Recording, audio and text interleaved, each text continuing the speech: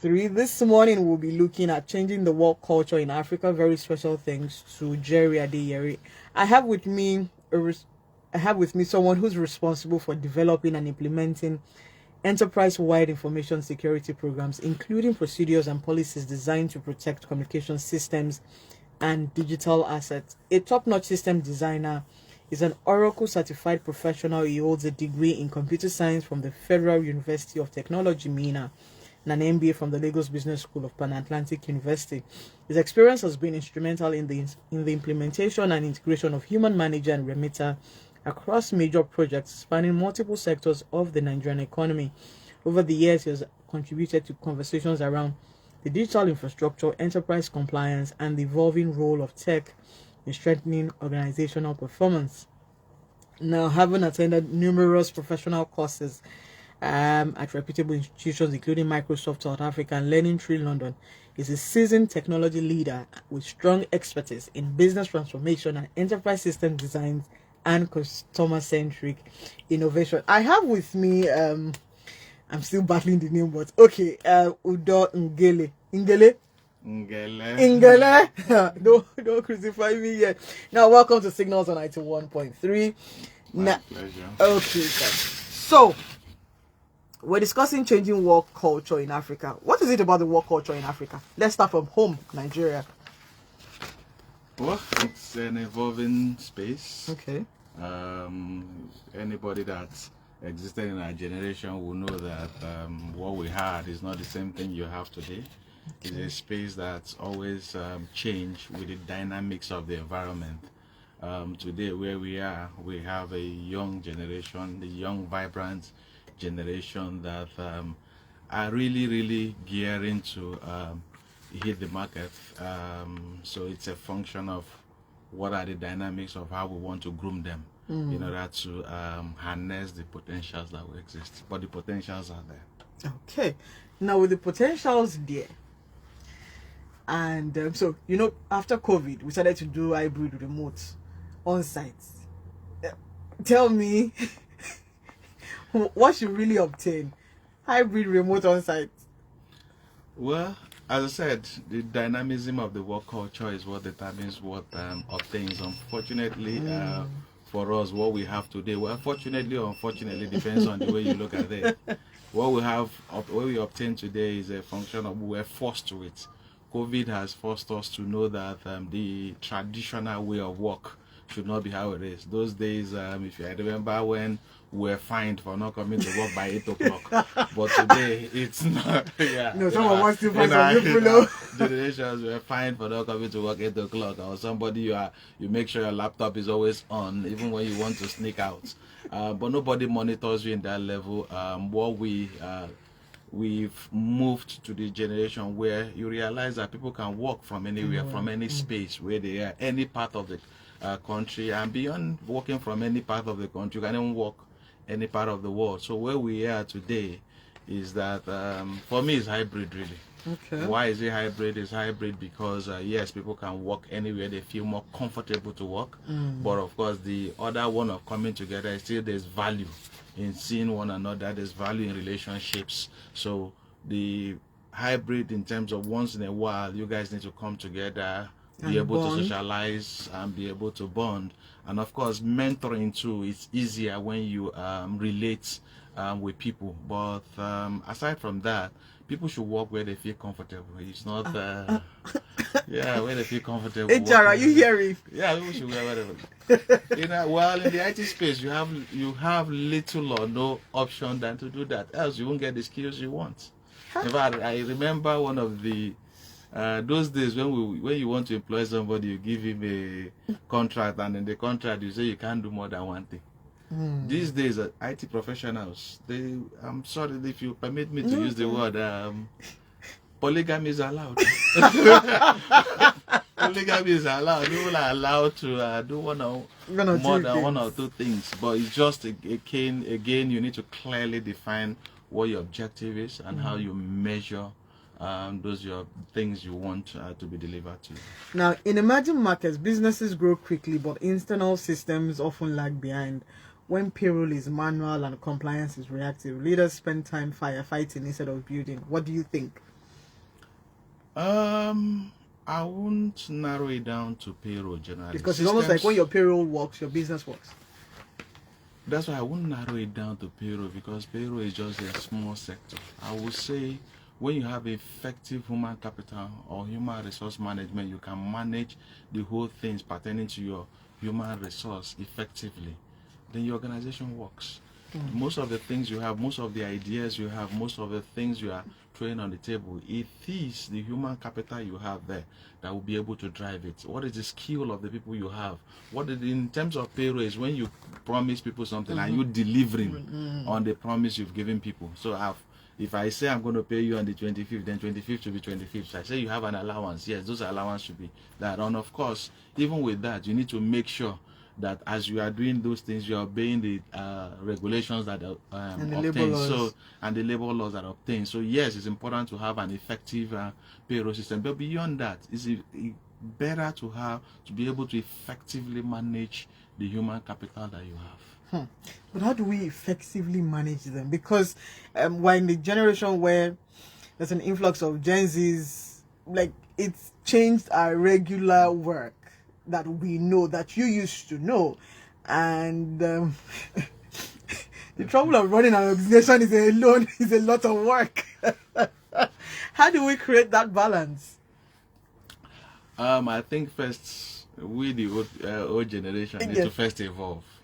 Oh, we need to evolve. Increase this for the people that are back. We, the old generation, need to evolve. We need to understand that the environment is changing, and we need to be dynamic enough to change with the environment. The truth is, when we mention the hybrid, it's no longer a function of sitting in, making sure that he's seated at the office. The person that closes late is the most hard worker. No, that is no longer what is important. What is important is that the key deliverables that you've been given, the targets you've been given to deliver, how well are you doing it? What are the performance metrics that you are defining? I think somebody said something the other day and it really hit me. In our days, he said that the most important thing as a software developer is how efficient is your code. But today is no longer the most important thing. Today, what is important thing is how efficient is the requirement you've written. Because code is nothing these days. The important AI can give AI the code. It's going to write the code, make the corrections, code by itself. Make the corrections. The most important thing now. So the most important thing in your repository is no longer your code. Rather, is how effectively you've written the instructions that are meant to be developed. So we need to first recognize that in the world we are existing today, that things have changed. And because things have changed, we need to evolve how we measure performance, how we drive people, what are the critical things in people that you employ and others. A critical thing that I feel that is we should pay more serious attention to basic things that before people might take for granted. Things like ethics. Ethics. What is your business? What do you stand? Where do you stand? Things like the culture you want to drive. What is the culture I want to drive in this organization, and how have you positioned yourself to drive those culture? Those are the things that we should pay more attention to, give it priority, and be able to effectively monitor them. Now, what role does systems reliability play within building trust? What role does trust? Because you have said your generation, it should evolve. What about our own generation, the millennials and Gen Z? How do we meet up at that middle point? Because if you're saying that 5 o'clock is not the person that closes 5 o'clock that is the most they can be effective. Well, increasingly, you need to be without trust, there's no business. Yeah, without trust is permit me to assume that trust is a given for it to run a sustainable institution.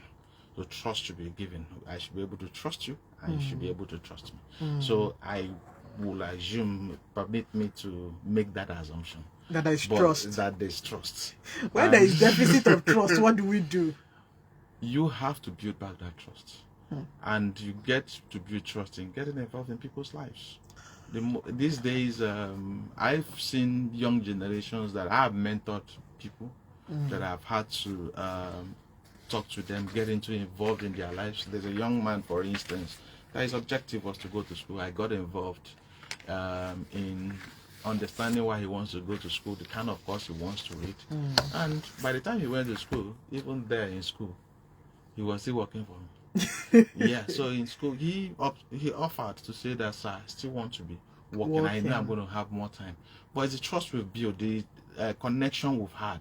That's what we'll be able to establish that. Again, in your organization, how consistent that you are in what you're driving. It's consistency that builds trust. If I make a promise, I'm consistent in keeping that promise, then trust will naturally evolve. But I must say, with Gen Z, the reality is that they only want one thing. They only want money.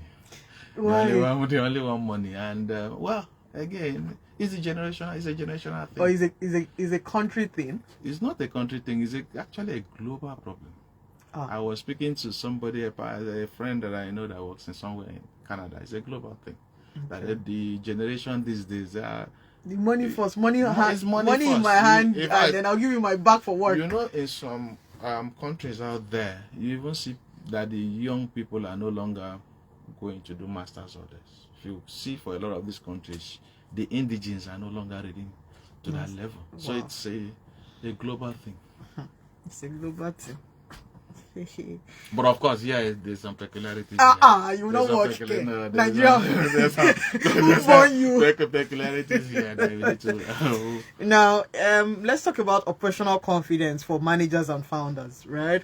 A manager cannot confidently lead a team if salaries are delayed, records are inaccurate, and all of that. Where do we balance? Because, okay, so a line manager is moving interesting. The people that are reporting are like, okay, you don't know what you are doing. And then the work is suffering.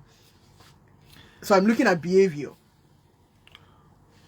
Well, I think it starts from the leadership, really.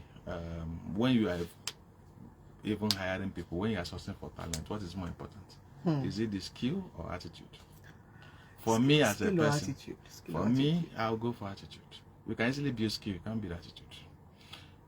Why? Somebody, you can train to obtain any skill.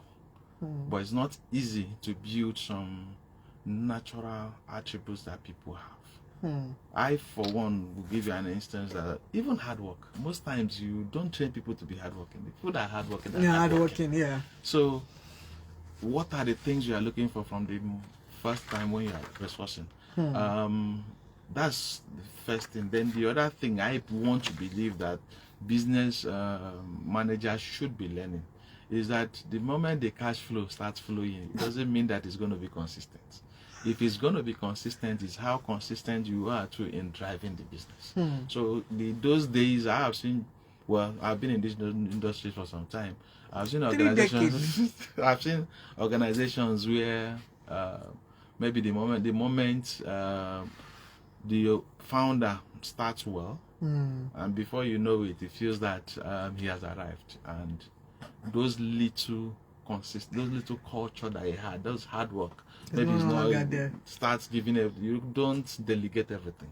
You need to show people how to do it. Yeah, but for how long you keep showing this is the way to go, working is, but then people will go like this, go like this, go like this. Oh, when do you stop training your child? See, but before we went on there, when do you stop training your child? So it's continuous. It's a continuous thing. It's a continuous thing. Though you get to a level where, okay, when you have mentored a newer generation, that probably you might not get into doing the basic things. But of course, I will say any manager should be able to, if you've walk the talk, you should be able to do the things you are giving other people to do. If you want people to be hardworking, show them how to be hardworking by working hard. If you want your organization to be an organization known by ethics, then know that there are some businesses you let go, especially in this part of our country. There are some businesses you look at it, I can make money from this. You take a walk from that business, because if you measure that this business is not going to be ethical, you walk out from the business. So you need to show people consistent. You need to be consistent yourself as a manager. Then as a manager, you need to train yourself. So the generation that you are coming with now are a generation that are more like IT service. So you don't come and say, in the and again, This is how we used to do it. It's not the way you used to do it doesn't necessarily need to be. It's not how it's going to be forever. This is not a religion that is as it was in the beginning. It's now it forever. shall be. No, it's not that. You now. You need to upskill yourself too. You need to move with the trend, especially when you work in a kind of sector, the IT sector, where you work with younger generation. As I mentioned, what you used to obtain is no longer what is obtainable. When we started coding, the important thing is how, I think the slogan we used to say is, "It they work." Now it's not like whether it works or not. Is it usable? Is it usable? Can people experience it? What is the experiential value of what you have created? So it's no longer whether it's working. No, it's how can people use it? What is the experience that people have using it? So it's working is no longer a typical example. Do you go to an ATM and think it won't work? It will work. It will work. Unless there's no POS, it will work. Yes. Now, having operated in this space for over 3 decades, and well done. The white tech we can see the work, the show. Now, we have seen how businesses struggle when people operations are treated as an afterthought. Now, what have you seen so far that will make businesses thrive the long term? Well, as you said from the question, you need to treat your people that you have as they are not just a tool, they should be an asset. Okay, so people are assets. You need to treat people as an asset. You need to understand that when you treat people as an asset, you value them, show them that value that you have in them. And of course, you need to always be ready to innovate. Okay. Because what obtains today is not what's going to obtain tomorrow. Things are going to change, and as the world is changing, be ready to change with the world. Typical, even in the radio space. Imagine those days we all own radios. Yeah. So imagine you are doing radio today. You are not on YouTube. You are not online. Then people are now asking for links instead of tuning in normal radio. So you need to be ready to innovate. You need to, of course, treat people as an asset. You need to respect them. You need to upskill them. Because if they are going to sustain the businesses of tomorrow, then they have to have the skills to sustain themselves for the next generation. At Signals on 91.3, we're discussing changing the work culture in Africa, looking at Nigeria with Udo Ngele. I got it. Now, send us, if you have questions, comments, you can send us a WhatsApp message, 0809-234-5913, or you can call 0704-700-8913 or 0704-700-9913. Now, we have a lot of businesses, and while we started, we had Signals Marketplace where people call in to pitch their businesses. Now, for every business, what kind of systems should they create for themselves to be able to grow, at least in the interim? Well, for any business to grow, first of all, you need to have a clear vision. Okay. The vision is where it starts. And when you're clear in the vision, understand where you're going, and now build systems to support that vision. So you don't, for instance, as the example we gave, you don't plan to say you want to do a retail business and probably go and stay in a locked environment. You need to first have the vision, then build processes and people that will drive that vision. Because you need processes to drive that vision, you need people to drive that vision. In our conventional days, you say they will tell you that the factors of production are land, labor, and capital. Now everything is margin. They spend, maybe when they define land that time, it means you need to go and get a large expanse of land. It might be a small cubicle that you are talking about, but first is what is the vision that you have?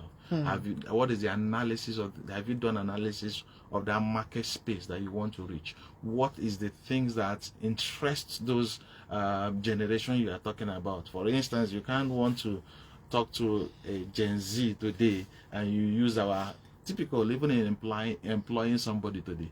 If you want to employ a Gen Z and you say you're going to work 5 to 8, most times you lose the good skills. You must be able to look at it that, okay, what is obtainable today? How can I attract the kind of talents that I want? what are the processes that I need to put in place? The thing that used to be an obstacle before, which is technology. Technology now is a given. When we started, you need to build a big server and co. Now, at the click of a button, you have all the resources you have in terms of most of the hosted space. I don't want to be calling names here. So things are easier to deploy in terms of technology and space. So what is more critical in today's world is to be clear with the vision that what you want to drive, be able to be purposeful in what you want, and get the right people to drive that vision. But can a company truly change its work culture with their vision and mission remaining integral? I think so. Okay. Though changing culture is usually a very difficult thing, but you need to be intentional about it. Okay. If you're intentional about it, then the other thing apart from being intentional is you need to be consistent in showing that and be able to pay the price. Usually, whatever culture you want to drive, there must be some price to pay for it. The question is, are you ready to be able to put those things on the line to be able to change? So sometimes if you don't change the culture will automatically impose itself on you. Let's even break down what a work culture means. What does a work culture really mean? Well, for me, the work culture is what a business wants, what you want to stand for. Okay. What do you want? When I look at you, who are you? Okay. It is the identity of the business. So any business, if this is going to be your identity, then you need to have to drive it. Some people might have a good example is that, let's say I want to have a culture that I'm building my business on ethics. And the culture here is that people must be ethical. People must have respect. So the values you want to drive, the values you want within the environment with which you operate, respect for people, for instance, respect is what you for want time. to respect for time.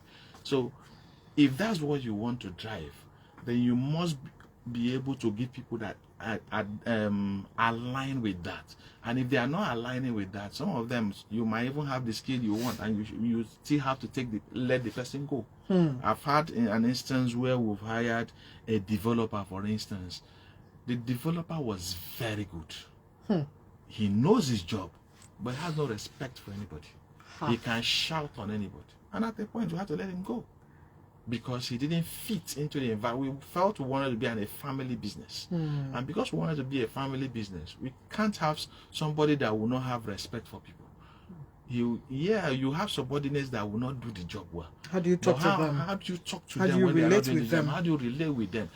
So you don't come and use some vulgar language because they didn't do something well, or talk down on them, making them look as if they're uncomfortable. So those are the things. So the values you want to drive within your organization, that culture you want to drive, even though it's difficult to drive, but it's easier when you consistently show that this is who you want to be, and prove it over time. So, does work culture really affect the bottom line? It does affect the bottom line strongly. Why? Because that's what will sustain the business. For instance, let's say I want to be ethical. Yeah. For today, I might pass on business, so today I might make a loss. I may make a loss for this year. Pass on a business. Yes. So if you pass on a business, how do we make sales at the end of the month? I said I might pass on a business. Okay. But some other businesses will be interested in you because they are sure that that's who you are. So maybe for a short while you might lose something. Yeah. But at the long run, it's more sustainable. So you might have some short wins that you might not get. Okay. But at the long run, you see yourself, because the people you now, at the long run, you work with the people that understand what you want to do, understand your vision. And of course, there are instances too where it's a culture that will win you the business. Because somebody might be looking for who will do things right, and everybody will tell him that this is the only person to go to. That will do this. If you want to do this right, this is the only person to go to. Now, as work becomes more digital, how should African organizations rethink information security? It should be a culture. It's not like Yeah, because it should be it should be the integral part of the system. Let's look at a bank, for instance, that don't take information security as maybe, before information security used to be a department. Yeah. On its own. On its own. But now, if it is not the integral part of the organization, and somebody makes a small mistake, if I look at a teller that mistakenly gives out the identity, and somebody uses it to compromise the system, who suffers? The entire business. The entire business suffers. So information security has become a culture. If it's not a culture, then today we are on the cloud. Data protection has become a serious thing that you have to deal with. So if information security is not part of the culture, and we are going to be playing in the digital space, because as the good boys are there, the bad boys are waiting. Okay. The bad boys are balance. Waiting. It's a balance between the two. So it's something that everybody in the organization has to be aware of. You yourself, as an individual, your password is critical. How do you manage your password? I tell people, somebody asked me before that, can somebody easily hack you? I say, the person should try. With all this information, the person should try. With all these 30 years of information. Interestingly, when it comes to security, it's not really doing the big things. It's doing the little things right. Doing the little things right. For instance, you have your phone. Do you have two-factor? 2FA. On your 2FA on your phone. You have MFA. No, well, let's break it down to the small ones. You have your phone, for this. As easy as your SIM is, do you have a two-factor on your SIM? When you log on, bring it closer to the mic. Do you have a two-factor on your SIM? Yes, because if somebody should have access to your SIM, does it mean he has access to your phone? Meanwhile, your SIM contains a lot of the digital things about you. But people will not password their SIM, for instance. Is there? It's available. When you buy your SIM, it's there on the card that you should do that. How many of us do that? I tried it like once, twice, and then you'll be asking for PUK. But the PUK is available in the SIM when you buy the SIM. True. So as simple as getting those basic things right. Somebody calls you now and says, there's one money to win. Just press this. Just press this, and you press. Don't press. I'm your bank. Please, for you to reinvent this, press this. Don't press. You press. This one we need to use it. I mistakenly sent you money. Please, there's a code there. Please resend it to me. You will send. Get the basic things right. Get the education. Try to ask yourself, how are these things happening? How are we? They said if you want to hide anything from a black man, put inside a book. Now it's not put inside text message. If anything that you will read, the book now these days. Of course, somebody was selling a book. In my mind, I bought the book, but I knew that I wouldn't read the book because it's not digital. If that book was online, it's easier for me to read. If you give me a physical book these days, it's difficult. So in African space, really, as we go digital, we must be very conscious of security, because the things that will not cause legal issues now are there on the air, and the regulators are not really taking it easy with anybody. So we need to be top-notch on security. Now, a Signals on 91.3 we're discussing changing the work culture with Udo Ngele. So this is me, right, into what does the future of African workspace would look like? What do you think it will look like in the next 10 years? Coming back from the old time to now and to the future. Well, COVID has redefined the space. COVID has redefined the space, and it's the events. We have not seen the end of the post events that have happened with COVID. The truth is, today we are still working hybrid. What I see tomorrow is full work from home, except for you are in a service where people, especially for the service business, that people who are going to work from home, we need to have that. And as individuals too, we should know that this means that the space has been opened. It's now a global space, that when you are searching for a job, for instance, You can't just be searching for job maybe in Lagos. No. You should be able to search for job globally. I've had, there was a time as an organization we're struggling to retain staff. Because they are jackpot? No, they are here working international jobs. Wow. They're getting international jobs here, doing the Do we jobs. not increase the dollars or the naira? So you're offering somebody naira and it's getting paid. Because the truth is that people out there, they realize that they could get cheap labor from here, and they are able to render that kind of service. And for them, by them they are paying you, it's next to nothing, but it means a lot to somebody here. So the workspace is going to be a global workspace, and for any young person, you should be able to upskill yourself to be able to survive the whole global space, because the competition is no longer local. No, it's not. And even in your own skills, it's on Facebook. Yeah, even on your own skill self, it's no longer, you're no longer competing with people here. Because I have some people that work for me now that are working from the abroad. It's time difference. It's just time difference. It's time difference. You bother about. And we have a way of synchronizing because of the way the tasks are clear. They know what to do. The time difference doesn't even come to play. All they need to do is check in their code to the repository and they're fine. Now, having worked with different developers, what goes on in the mind of a developer? If you are going to rewire the codes in their heads, don't catch code yet. Well, I won't say I know. I can only talk about what goes on in my own head. There are different kind of developers. There are developers that are there to solve the problem. They are thinkers. They are high-level thinkers, and they work. All their life is work. You wake up, it's work. Everywhere is work. So the natural developer, the most important thing for him, in the language we use those days, it work. The important thing is that let it work. That's a mindset. But of course, things are evolving, and the space is something that you need to upskill every 2 to 3 years. So because of the fact that you need to upskill every 2 to 3 years, the typical developer is really a workaholic if you want to be good in that space. The typical developer is a workaholic, and yeah, we are not very social people.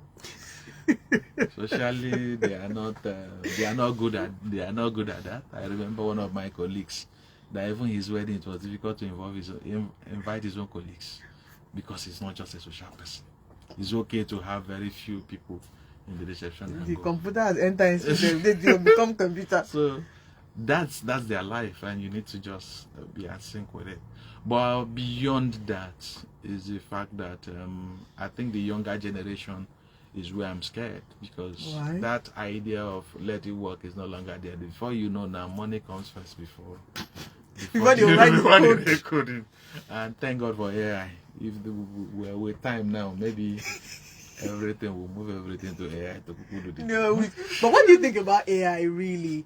The prompts, the code itself, do you have fears about AI? I don't. Okay, why? Because the world has always been evolving, and every time it evolves, things get easier. When we started, our phone was 3310. And we didn't imagine. Calm down. We didn't imagine today. Yeah, you take away that 3310. What's that? We didn't imagine that today, phone will be using touch screen. Those days, if you have a 5 gig system, you have made it. IBM boys. And today, memory is next to nothing. So AI have come to stay, and people have to understand what it is. It's the machine, of course, the way it's learning behavioral things, it's learning how to it's become therapy for people. Yeah, it's become therapy for people. It has come to stay. But you as an individual know how to upskill yourself, because as I said when I started, the important thing is no longer the code. The important thing is the requirement, and it's people that will write the requirements. So it's just to begin to position yourself in the other area of what you want to do and be able to do it. Now, do you believe that Nigerian organizations are building for the future? Nigerian organization, do we ever? I don't think we have that future mentality. Why?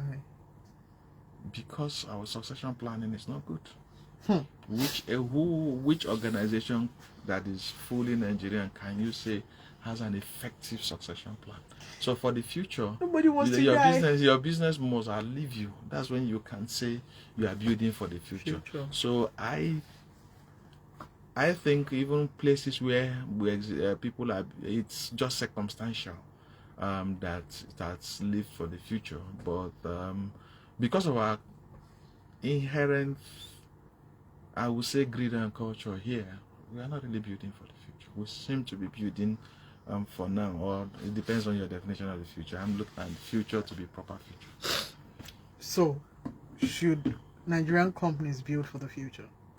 You either evolve, or you die, or you die, or you keep the legacy moving, or you keep the legacy moving. Yeah, you either evolve or you die. And as I said, yeah, a few though have taken things seriously. Like if you look, my company where I work, for instance, we've been here over generations. From generation to generation. I have seen a lot of competitors that have competed with us in the past go under. We've been here for over 35 to 40 years.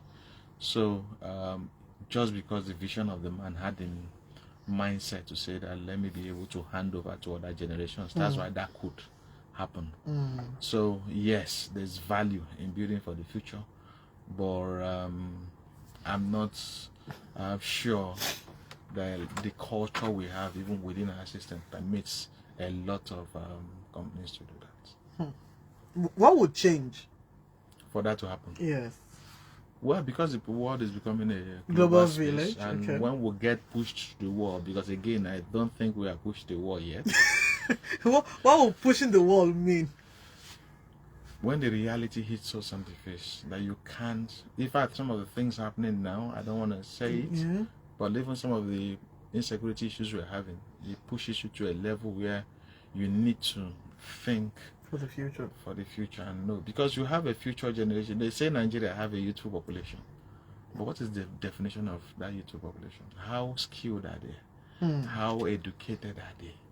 What are you having a youthful population that will be radicals, or are you building a youthful population that will be a productive youthful population? So we have a youthful population, but that are not productive. And when you don't have it, what the future will be seeing will be a bit bleak. It's late, but if you just re-engineer that youthful population to be more skilled, then you have a generation that will be more build a stronger future. Okay then. The signals on 91.3. We're discussing changing the work culture with Udo Ngele. Now, questions, comments 0809-234-5913 or 0704-700-8913. Now, we'll go for this break, and when we come back, we'll have more questions and wrap up quickly.